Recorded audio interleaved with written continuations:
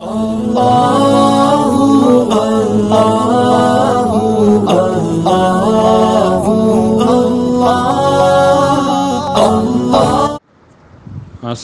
علیکم ورحمۃ اللہ وبرکاتہ۔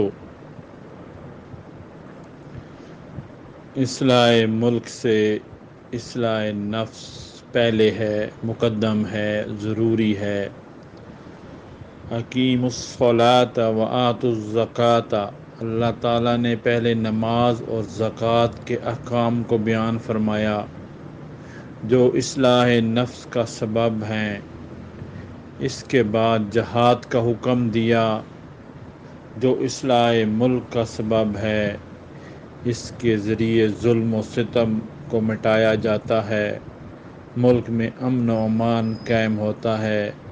اس سے معلوم ہوتا ہے آدمی کو دوسروں کی اصلاح سے پہلے اپنی اصلاح کرنی چاہیے۔ درجہ کے اعتبار سے حکم اول اصلاح نفس عین فرض ہے اور حکم ثانی جہاد فرض کفایہ ہے، جس سے اصلاح نفس کی اہمیت اور اس کا مقدم ہونا ظاہر ہے۔ اللہ تعالی ہمیں اصلاح نفس کرنے کی توفیق عطا فرمائے۔ اصلاح نفس اس طرح ہوگا جب ہم اللہ والوں کی صحبت میں بیٹھیں گے، ذکر اللہ کریں گے، ذکر کریں گے تو پھر اس مقصد میں کامیاب ہوں گے۔ تو اللہ تعالی ہمیں اس پر عمل کرنے کی توفیق عطا فرمائے۔ دنیا کی نعمتیں قلیل ہیں، آخرت کی نعمتیں کثیر ہیں، اس کی تیاری کرنی چاہیے۔ دنیا کی نعمتیں ختم ہونے والی ہیں، آخرت کی نعمت ہمیشہ رہنے والی ہے۔ دنیا کی نعمتوں کے ساتھ طرح طرح کی پریشانیاں ہیں اور آخرت کی نعمتیں ان قدورتوں سے پاک ہیں۔ دنیا کی نعمتوں کا حصول یقینی نہیں اور آخرت کی نعمتیں ہر متقی پرہیزگار کو یقیناً ملیں گی۔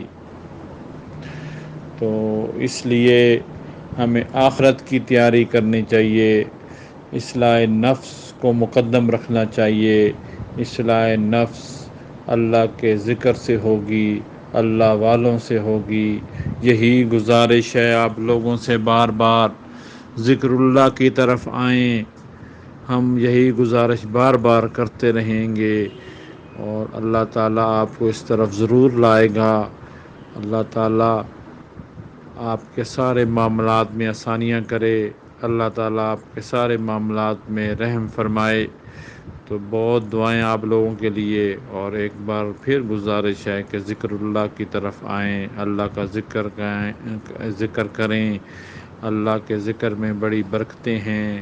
اصلاح نفس کا پہلا قدم اللہ کا ذکر ہے۔ اللہ والوں کی خدمت میں جائیں اور اصلاح نفس کے طریقے سیکھیں۔